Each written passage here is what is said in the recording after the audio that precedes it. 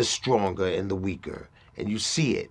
And when you're intelligent, you want to protect motherfuckers and be like, what? Who did that to you? So Pac was one of them type motherfuckers. He's fucking this tall, but he'll run up against the biggest of them.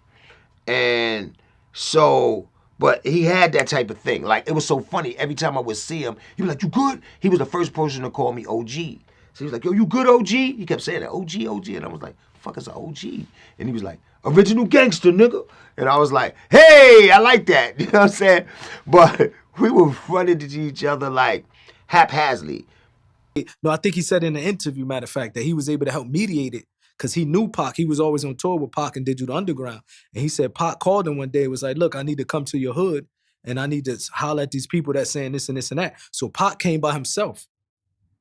You know, he pulled up in a Rolling 60 hood. He met with a whole bunch of Rolling 60 Crip dudes. And they respected him. They said, bro, we respect you. You came by yourself, you know what I mean? You basically like, if there's a problem, I'm here. How can we settle it? You know what I mean? And they respected him for that. And so right in the middle of the shoot, he just stopped the shoot right then and there and let everybody know who we were and that we were adult film stars and, you know, that we needed to be treated equally, if not better, than all the rest of them and not disrespectful. And if anybody wanted to be disrespectful to any of us, they could just leave. You know what I'm saying? And you talk about shocked, like my mouth just hit the ground. I mean, this is in front of the camera crew, all the extras. I mean, in front of everybody. You know, he stood up and had something to say to everybody about how they were disrespecting us and talking down at us and the whole bit, you know, and that just like, that right there was like a million. That was like $1.5 million. Concerts, they were sold out, white boys, Mexicans, blacks, and they would do whatever I said. I could tell all those people in the audience to turn around in a circle, and they would do it. I was having love, I mean, like undeniable love, and I was scared.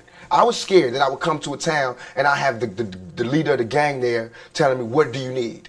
I was scared, but so was America. So was somebody else. There was no spot here. Nobody wanted to be, you know, the person that thugs and the street people could rally around. Nobody wanted to be that. So when I was that, I couldn't handle it. You know what I'm saying? I could handle it, but not right away. Of course, I had problems. I was making mistakes that anybody would make when you have 14,000 people ready to do whatever you want.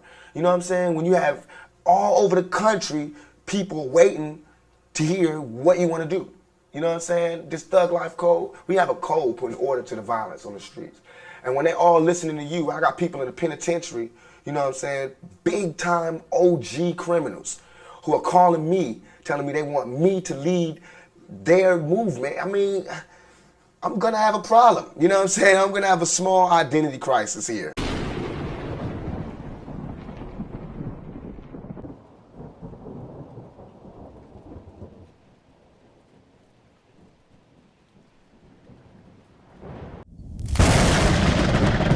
Tupac Shakur, the man, the myth, the legend, still being talked about like he's still living. Ladies love him, men respect him, even his enemies. Is one of the best examples of a living person embodying the law of respect with his leadership. In 21 Irrefutable Laws of Leadership, the law of respect states that people follow people who are naturally stronger than themselves. And with that being said, Tupac has three main strengths that I would qualify him. Tupac's fearlessness, vision, ambition, and his loyalty. Tupac's fearlessness is very admirable. The ability to advance forward, calculated or even spontaneous, is something people can get behind. Of course, depending on the confidence and how powerful the leader is. A lot of people on the planet don't make a lot of moves because of their fear. Fear of a mistake, fear of an opinion, fear of rejection, or even losing their life. Tupac's fearlessness to jump in and just take things head on instead of being a scaredy cat and just dancing around situations. People respect direct and courteous, down-to-earth people, which was showcased in some of the video testimonies. Secondly, Tupac's vision, ambition. In the land of the blind, the one-eyed man is king. Tupac's vision for what life could be like. Ambition for getting the average young black male's message out there garnered a great amount of love from the youth of different cultures in the U.S. during the 90s. Tupac's vision for the possible future sadly never came into fruition, but Tupac's innovative mind and zeal won many people over with his thug-life code, which in short kept everyday folks off limits from the street life in terms of collateral, to the point where many OGs were willing to get behind Tupac's code. Now, with this mindset in hindsight, it's zero wonder how or why Tupac won the hearts of the people, from regular everyday folks to game makers. He's beloved by the people. He was truly the people's champion who have really accomplished the American dream from rags to riches. Lastly, Tupac's loyalty. Tupac's final years with the Outlaws perfectly showcased his leadership ability. Tupac's Outlaws maneuver like a militant group, with Tupac being the mastermind of it all. Tupac's firecracker personality dealing with his loved ones really embodied a ride-or-die type. With a mindset, he really amassed plenty of love and respect from tons of legends and people from different walks of life. Tupac's loyalty came with a warm energy surrounding it that radiated love and admiration that really confirmed Tupac was truly who he was. He was an authentic, pure, beautiful soul who cared for others. For example, Tupac's interaction with Greg Nice and Smooth showcased in the videos I shown.